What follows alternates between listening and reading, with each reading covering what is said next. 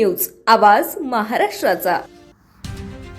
Gayatri group of schools Pune यांच्या वतीनं read to lead entrepreneurs bookmark हा प्रेरणादायी कार्यक्रम भोसरीतील अंकुशराव लांडगे नाट्य मंदिरात उत्साहात पार पडला. या कार्यक्रमाचे प्रमुख पाहुणे माननीय विनायक भोंगाळे तर विशेष अतिथी म्हणून माननीय दिनेश ताठे उपस्थित होते. पारंपरिक दीप प्रज्वलनाने या कार्यक्रमाची सुरुवात झाली.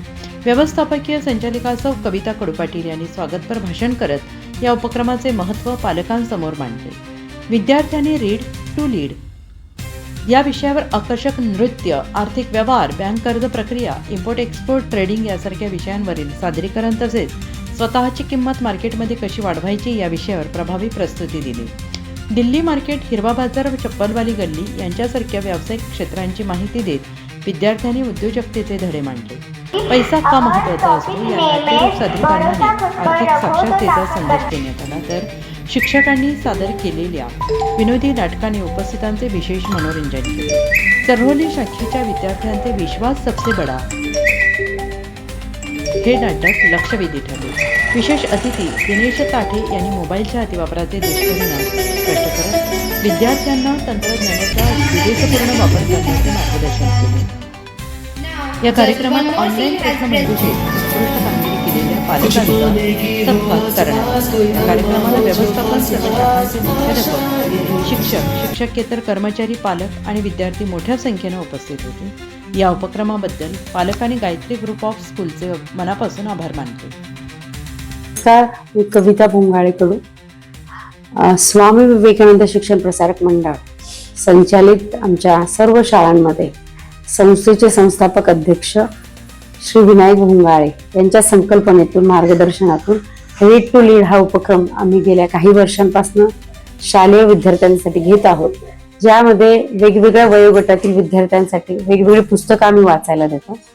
आणि हा वाचाल तर वाचाल या उक्तीप्रमाणे आपलं राष्ट्रहित, भविष्यातले राष्ट्रासाठी तयार होणारे आधारस्तंभ अशी ही मुलं, माझ्या शाळेतली मुलं ही एंटरप्रेन्युअर व्यावसायिक म्हणून घडले पाहिजे या संकल्पनेतून मुलांना लहानपणीच वाचनाची आवड लागावी. मल्ल हा एका दिवसात बनत नाही, त्याला लहानपणापासून मातीत खेळायची आवड होते, तेव्हा तो एक केसरी, महाराष्ट्र केसरी पर्यंत पोहोचतो. त्याच विचारातनं लहानपणापासून मुलांना वाचनाची आवड लागावी अशी इच्छा आणि तीव्र इच्छाशक्ती असणारे आमचे संस्थापक अध्यक्ष यांच्या मार्गदर्शनातून आज हा कार्यक्रम घडलेला आहे आणि पालकांचा उत्स्फूर्त प्रतिसाद लाभला. त्याबद्दल मी पालकांचे देखील आभार मानते. आणि शाळा नक्कीच भविष्यामध्ये देखील स्पोर्ट्समध्ये, मुलांच्या वाचनामध्ये, डिजिटलायझेशनमध्ये जे जे काही उपक्रम घेऊ इच्छित असेल त्यासाठी शाळा अग्रेसर असेल, ज्यामध्ये रोबोटिक्स असेल, AI लॅब्स असतील, यामध्ये नक्कीच शाळा प्रावीण्यपूर्वक काम करेल अशी मी तुम्हाला ग्वाही देते. आणि मुलांचं एक चांगलं भविष्य घडण्यासाठी आम्ही तत्पर असू अशी तुम्हाला कळवते. धन्यवाद. आज दिनांक 13 नोव्हेंबर 2025 रोजी आमच्या आदरणीय संस्थापक विनायकराव भोंगाळे सर यांच्या संकल्पनेतून उभारलेली रीड टू लीडची कन्सेप्ट या अंतर्गत आम्ही विद्यार्थ्यांना फक्त पुस्तकी ज्ञान नव्हे तर त्यातून व्हॅल्यू आणि दैनंदिन जीवनामध्ये जगत असताना जी काही लाईफ स्किल आणि गरजेच्या वस्तू काय आहेत, सध्याचं मार्केट काय सुरू आहे, एक व्यापारी किंवा एक बिझनेसमॅन कशा पद्धतीने घडला पाहिजे, या सगळ्यांची संकल्पना आम्ही आमच्या विद्यार्थ्यांच्या तिन्ही ब्रँचकडून, मोशी, चरोली आणि दिघी या तिन्ही ब्रँचकडून विद्यार्थ्यांनी एका नाटिकेच्या स्वरूपामध्ये पालकांसमोर मांडल्या गेल्या. आणि त्यातून पालकांना त्याचं खरोखरच कौतुक वाटलं आणि उत्स्फूर्तपणे पालकांनी आज होणाऱ्या अंकुशराव लांडगे सभागृहामध्ये अत्यंत उत्कृष्ट असा प्रतिसाद दिला. आणि खरेच आमची शाळा पालकांच्या म्हणण्यामध्ये आहे की शाळा ही फक्त पुस्तकी ज्ञान देत नाही आहे तर जीवनाचं सूत्र शिकवते की जीवन कशा पद्धतीने जगलं पाहिजे. बिझनेसमॅन, त्याच्यानंतर आपल्या दैनंदिन जीवनाचा फायनान्सचा फॉर्म्युला असेल, या सर्व गोष्टीबाबतचं ज्ञान आमची मुलं शिकतात आणि पालकांनाही शिकवतात. तर जे पालक आमच्यापर्यंत इथपर्यंत पोहोचले, ज्यांनी प्रतिसाद दिला, त्यांचं मनापासून आभार. एकंदरीत आपण जर बघितलं सध्याच्या काळामध्ये मुलांमध्ये मोबाईलचे प्रमाण जे आहे त्याला आपल्याला पाहायला मिळतं. एकंदरीत पालकांना काय आव्हान करायचं? पालकांना हेच आव्हान असेल की आत्ताच्या परिस्थितीत आपण जर पाहिलं, हे डिजिटल युग आहे, परंतु याचा एक अतिवापर होताना कुठेतरी दिसत आहे. पालक दोन्ही काम करतात, परंतु पालकांना तेवढंच गरजेचं समजलं पाहिजे की त्यातून पालकांनी मुलांना व्हॅल्यू आणि संस्कार हे देणं फार गरजेचं आहे.